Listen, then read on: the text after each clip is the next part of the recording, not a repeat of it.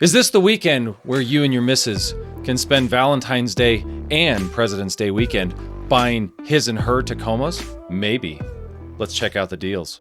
Now, first up is the Tacoma, the 2024 Tacoma, last year's model, 3.99% for 60 months. Or you can even get the 2025 Tacoma at 4.99% for 60 months. That's not terrible considering Toyota's been really traditionally stingy with their prices and financing. They actually have some of the best rates right now amongst all manufacturers. Now, a lot of people just don't mind buying the new car and risking some of the new design features and first-year problems, but hey, it's a pretty decent deal for the midsize.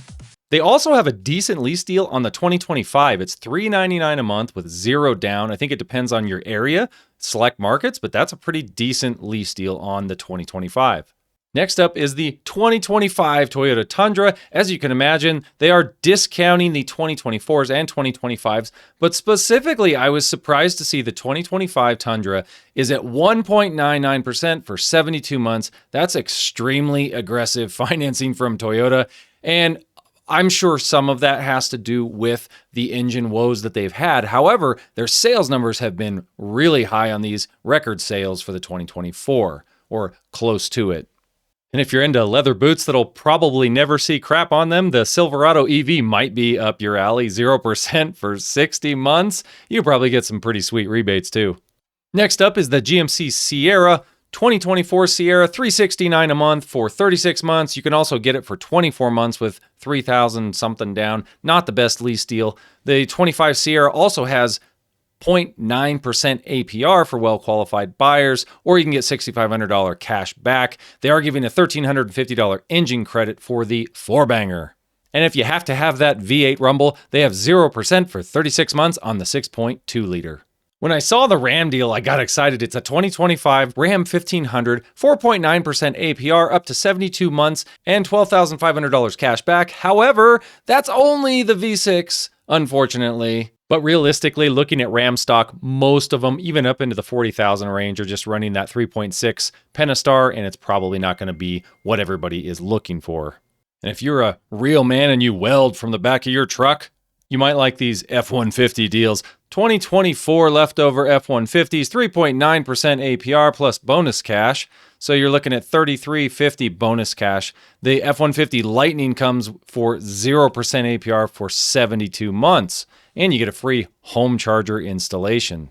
So I thought it would be interesting to circle back and just go through some of these deals, see what stock there actually is across the country. So I'm doing a nationwide search, 5,091 matches. Now I've filtered by the 2024 Tacoma only, so we've got 5,056 matches right now. Looks like the lowest price one here is $38,484 for an SR5. That's actually not a terrible price. It looks like the Tacomas are definitely coming down.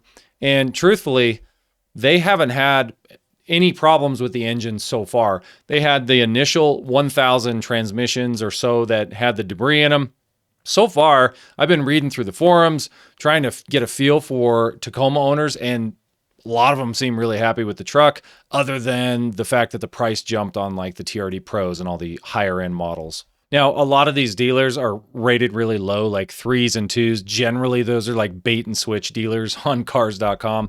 If you get down to like a really highly rated dealer right here, that is a 4.8 dealer, $39,500 for a 2024 Tacoma. Now, again, looking nationwide, if you look just at the 2025 Tacomas, you got 5,855 matches, but it's $38,844 for a 25 TRD off-road with a pretty highly rated dealer, Bristol Toyota.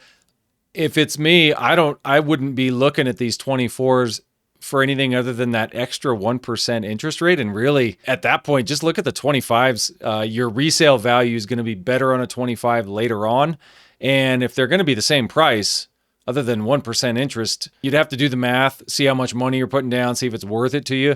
But I think you're going to probably make up that difference in value of the truck later. Up to you. Tundras are actually a similar story, but they have really good 72-month financing. So you've got 25 Tundras, the SRs, for $39,000. That's the lower trim, so it's not nearly as popular. SR5's getting down in that $46,000 range. They're dropping the price a little bit on them, and you get pretty good financing. If the engine problems weren't looming over the Tundra, I would actually think this is a pretty good price for what you're getting, but again, it's a wait and see with that one. GMC Sierra, sort of the same thing, $40,000. That's going to be the Turbo Max engine.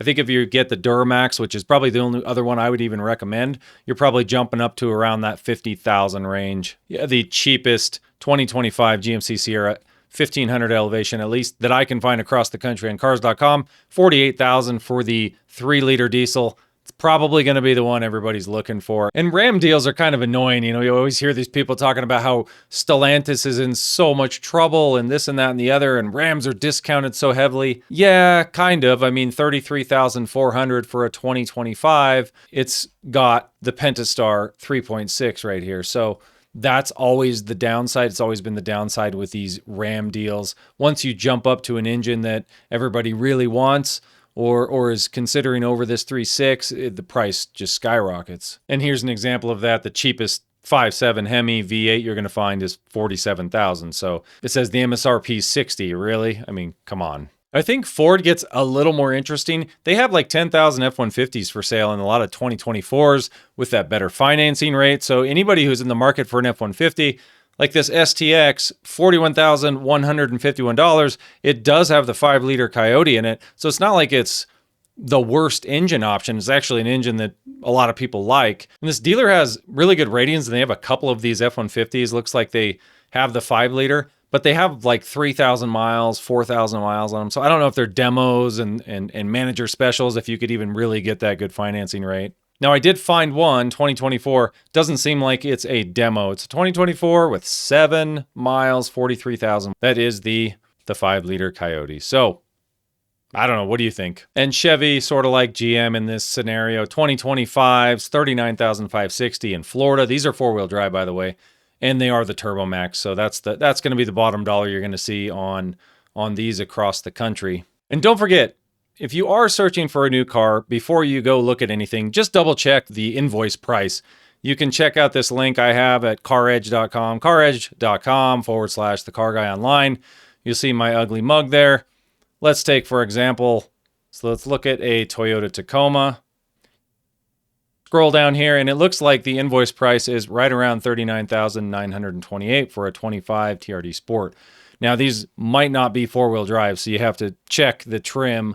But this gives you some good idea. If you're working with a dealer locally, especially, I mean, Toyota's traditionally not going to really discount much at all compared to other manufacturers.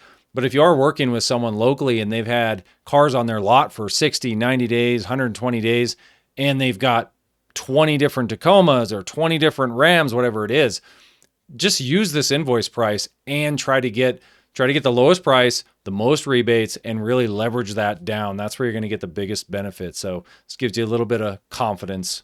Now that does bring up a question that I have for you guys, which is, these prices they still seem high in certain areas, right? They're obviously on the high end of trucks. I think they're too high. However, some of these prices are coming down. Some of the incentives are there. They're not great prices, but they're much better than they were a year ago or 2 years ago. So what do you guys think? I mean, these tariffs might come in. Is this actually maybe the time to buy for people that have just been sitting on the sidelines that have money to throw around? I mean, now might be the time you strike. There's stock on cars. There's leftover 2024s. Once March, April, May hit, if the economy just stays the way it is, kind of stays kicking, and tariffs kick in, I don't know that prices are going to just dump anymore. I'm getting kind of mixed signals with this tariff thing, and it does affect General Motors a lot. A lot of people importing things from Mexico and Canada. It's going to affect all the Chinese chips that are imported. So cars are probably going to get marginally more expensive. Maybe it's $3,000, $4,000. I don't know. The manufacturer is going to have to eat some, but they're going to pass a lot on to the consumer. So yeah, let me know what you guys think in the comments. Be interesting to see how it goes. Thanks for watching. Till next time.